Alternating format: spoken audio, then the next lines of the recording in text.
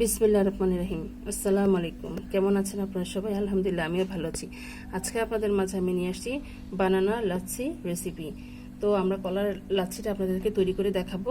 তো এখানে আমাদের যা লাগবে, এখানে আমাদের 1 গ্লাস দই আছে বড় সাইজের। আমি এইরকম সাইজে 3টে সবজি কলা নিয়ে নিয়েছি, আপনারা চাইলে সাগর কলাটাও নিয়ে নিতে পারেন। আর কিছু পরিমাণ কিশমিশ লাগবে পরিমাণ মতন চিনি।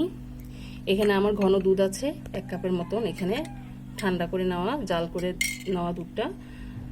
আর লাগবে এখানে যে কলা, সেই কলাগুলো আমি এরকম ছোট ছোট করে স্লাইস করে কেটে নিয়েছি। আর লাগবে এখানে সাদা নর্মাল ঠান্ডা পানি।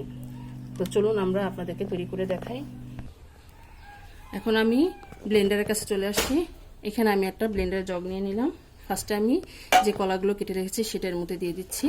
কলাগুলো দিয়ে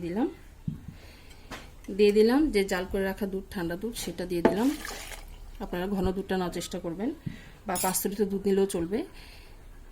যে দুইটুকু আছে সেটাও দিয়ে দিচ্ছি এর মধ্যে। আমাদের এই 1 গ্লাস দই দিয়ে 2 গ্লাস লাসি হবে। আর লাগবে চিনি, স্বাদ অনুসারে চিনি দিয়ে দিচ্ছি, যেহেতু কলা এমনিতেই মিষ্টি, দইও মিষ্টি।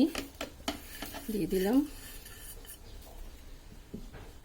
আর দিয়ে দিচ্ছি ঠান্ডা পানি। আপনারা চাইলে এখানে বরফের কুচিটাও দিয়ে নিতে পারেন। দিয়ে নিলাম। এখন আমরা এটাকে ব্লেন্ড করে নেব। আমাদের এটি ব্লেন্ড করা হয়ে গেছে। এখন চলুন আমরা গ্লাসে ঢেলে দেখাই। তৈরি হয়ে গেল আমাদের মজাদার বানানা লাচ্ছি রেসিপি। মাশাআল্লাহ, আলহামদুলিল্লাহ, দেখুন দেখতে কত ভালো লাগছে। এটা খেতেও ভীষণ মজা। আমি গ্লাসের সাইড করে আমি 3টা করে কিশমিশ দিয়ে দিয়েছি। এর মধ্যেও কিশমিশ দিয়ে দিয়েছি যেন খেতে ভালো লাগে। তা আমার এই লাচ্ছির রেসিপিটা আপনাদের কাছে কেমন লেগেছে আমাদেরকে অবশ্যই কমেন্ট করে জানাবেন।